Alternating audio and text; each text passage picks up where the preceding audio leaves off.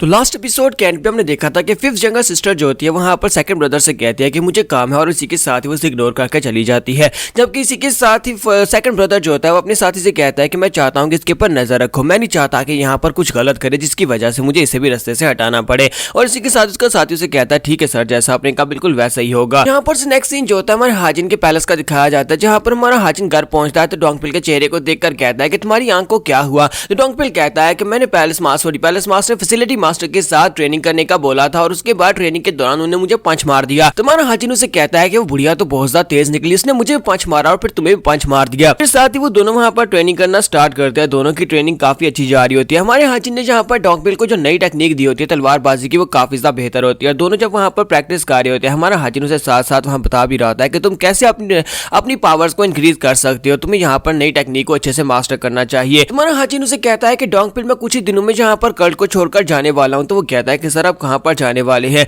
हाजिन उसे कहता है कि पहले तो यहाँ पर तुम्हारे पास टेक्निक मुकम्मल नहीं थी, इसी वजह से मैं यहाँ पर तुम्हें अपने साथ लेकर नहीं जाने वाला था क्योंकि ये बहुत ज्यादा खतरनाक मिशन हो सकता है। लेकिन अब जबकि तुमने नई टेक्निक को बहुत ही अच्छे से मास्टर कर लिया वो भी कम ही दिनों में, तो फिर मुझे लगता है कि तुम्हें मेरे साथ चलना चाहिए, मैं तुम्हें अपने साथ लेकर जाऊंगा। तो डोंगपिल इस बात से काफी ज्यादा खुश हो जाता है और कहता है कि यंग मास्टर आपका बहुत बहुत शुक्रिया, लेकिन एक बात तो बताएं कि ये फिफ्थ लेडी यहाँ पर क्या कर रही है। और इसी के साथ ही फिफ्थ लेडी को दिखाता है कि वंगवा के साथ वहां पर खड़ी होती है। तो हमारा हाजिन उसे कहता है कि उसे छोड़ो, उसने कहा कि उसे यहाँ पर अपनी मार्शल आर्ट्स को कंप्लीट करना और यहाँ पर मुझे ट्रेनिंग करता हुआ देखना चाहती है। बस वो वहां पर साइड के ऊपर खड़ी रहेगी और कुछ बोलेगी भी नहीं क्योंकि उसे बोला तो आता ही नहीं है, वो कभी बोलती नहीं है। दूसरी तरफ दिखाते हैं कि अंगवा उससे पूछती है कि क्या अंगवा जो होती है वो यंग लेडी से पूछती है कि यंग लेडी क्या आपने कुछ खाया, लेकिन वो आगे से जवाब नहीं देती। फिर साथ ही उसे कहती है कि आपके लिए चाय बनाकर लाऊं, लेकिन फिर भी वो जवाब नहीं देती। वो वहां पर उन दोनों को ट्रेनिंग करते हुए देख रही होती है और सोच रही होती है कि यहाँ पर ऐसा क्या है जो मेरे पास नहीं और इन दोनों के पास है। वो दोनों वहां पर अपनी एनर्जी को रिलीज करते हैं, फिर से ट्रेनिंग करना स्टार्ट करते हैं। और यहीं पर सेकंड यंग मास्टर के गार्ड को दिखाता है कि वो एक पेड़ के ऊपर छुपकर ये सब कुछ देख रहा होता है और कहता है कि ये फिफ्थ डिसाइपल जहां पर क्या कर रही है, वो भी थर्ड यंग मास्टर के पैलेस में। ये तो एक बहुत ही अनएक्सपेक्टेड खबर है। अगर सेकंड यंग मास्टर को इस बारे में पता चल गया तो वो बहुत ज्यादा गुस्सा होने वाले हैं। या तो इन दोनों ने यहाँ पर आपस में कोई अलायंस बना लिया या फिर ये दोनों एक दूसरे से प्यार करते हैं, इसी वजह से यहाँ पर और दोनों सूरतों में सेकंड यंग मास्टर को बहुत ज्यादा गुस्सा आने वाला है। तो थोड़ी देर वहां पर ट्रेनिंग करने के बाद हमारा हाजिन कहता है कि मुझे लगता है कितना काफी है, जबकि दूसरी तरफ से फिफ्थ लेडी वहां पर सोच रही होती है कि बस इतना ही, अभी तो यहाँ पर तकरीबन 2-3 घंटे ही हुए हैं और ये यहाँ पर अभी से ट्रेनिंग को क्विट करना चाहता है। मुझे तो लगा था कि इस जैसे कैलिबर का बंदा यहाँ पर पूरा दिन ट्रेनिंग करता होगा, सारा टाइम सिर्फ और सिर्फ ट्रेनिंग करके यहाँ पर अल्टीमेट डीमन राम में ये पहुंच पाया है, लेकिन ये तो बहुत ही थोड़ी ट्रेनिंग करता है। हाजिन जो होता है वो अंगवा से कहता है कि अंगवा मुझे कुछ खाना है तो क्या तुम बनाओगी। वो कहती है हाँ मैं अभी जाकर तैयार करती हूँ। और साथ ही वो फिफ्थ लेडी से कहता है क्या तुम्हें भी कुछ खाना है, अगर तुम्हें नहीं खाना तो फिर यहीं पर बैठ सकती हो। लेकिन अंगवा बहुत ही अच्छा खाना बनाती है और उसके बाद वो जो होते हैं वहां पर खाना खाने के लिए चले जाते हैं, जबकि फिफ्थ लेडी अभी तक वहीं पर खड़ी होती है और देख रही होती है कि यहाँ पर क्या ट्रेनिंग कर रहा था। वो ग्राउंड के ऊपर पाँव के निशान देखती है और कहती है कि मैं सारा टाइम यहाँ पर यही समझ रही थी कि ये यहाँ पर कॉम्बैट ट्रेनिंग कर रहा है, लेकिन अब मुझे समझ आया कि ये यहाँ पर फुट स्टेप्स की ट्रेनिंग कर रहा था,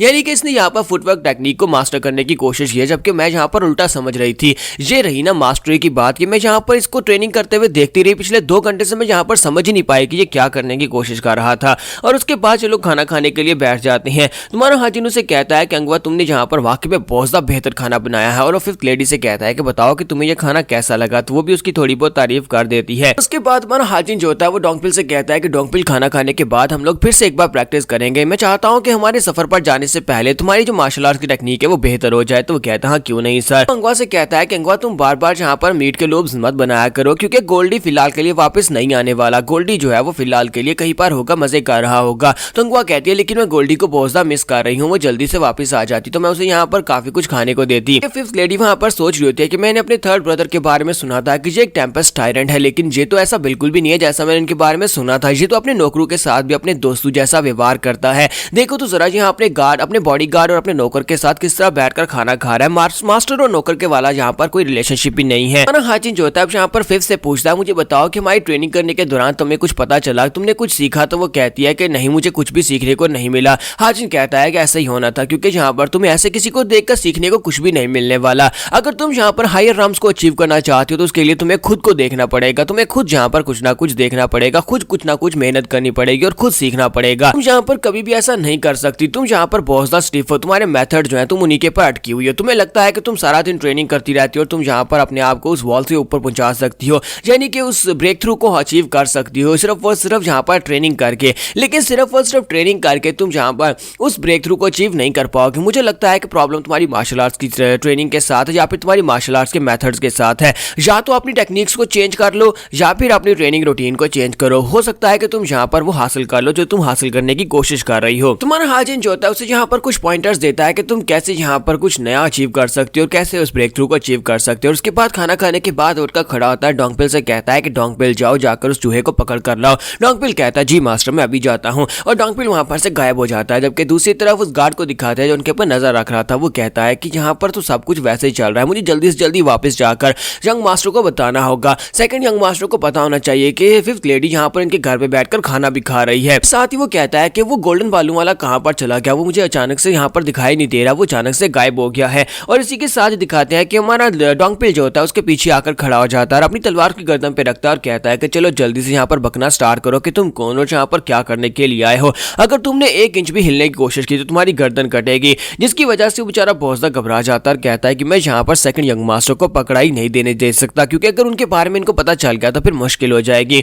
उसी के साथ ही वो अपनी जेब के अंदर से एक पॉइजन बॉम्ब निकालता है और उस बॉम्ब को वहीं पर फेंक देता है डोंगपिल के ऊपर। वहां पर जबरदस्त पॉइजन का धमाका होता है। तुम्हारा डोंगपिल कहता है कि तो पॉइजन का बॉम्ब है, वहां पर अपनी सांस रोक लेता है। जबकि दूसरी तरफ से वो गार्ड वहां पर से भागने की कोशिश करता है, लेकिन जैसे वहां पर धुएं के अंदर से निकलकर भाग रहा होता है, इसी के साथ ही डोंगपिल आगे बढ़ता है और अपनी तलवार के साथ उसे हिट करता है, जिससे वहीं पर ग्राउंड के ऊपर गिर जाता है। तो वो कहता है कि ऐसा कैसे हो सकता है कि मैंने पॉइजन बॉम्ब फेंका था और पॉइजन से इतनी आसानी से कैसे निकल आया, इतनी आसानी के साथ यहाँ पर पॉइजन को नॉलिफाई तो नहीं कर सकता। जैसे वहां पर से भागने की कोशिश करने लगता है, फिर से वहीं पर उसके ऊपर जबरदस्त प्रेशर पड़ता है, जबरदस्त डिमोनिक एनर्जी निकल कर आती है जो कि हमारे हाजिन की होती है। तुम्हारा हाजिन वहां पर पहुंच आता है तो वो कहता है कि ये क्या हो रहा है, इतनी पावरफुल डिमोनिक एनर्जी कहां से निकल रही है, मैं तो यहाँ पर मूव भी नहीं कर पा रहा। ऐसे लगता है जैसे कि मेरे अंदर जान ही नहीं बची, यानी कि मेरे अंदर एनर्जी ही नहीं बची। तुम्हारा हाजिन वहां पर आता है और उसे कहता है कि मैं यहाँ पर तुम्हें वार्निंग देना चाहता हूँ कि तुम यहाँ पर जो भी यहाँ पर करने वाले हो उसके बारे में सोचना मत, क्योंकि मुझे यहाँ पर ज्यादा बातें करने की आदत नहीं है, इसलिए मैं डायरेक्ट तुमसे पूछूंगा आखिर वो बंदा कौन है जिसके लिए तुम काम करती हो, जिसके साथ तुम एफिलिएटेड हो, जिसके लिए तुमने यहाँ पर पॉइजन बॉम्ब फेंककर मेरे इस पर्सनल गार्ड को मारने की कोशिश की।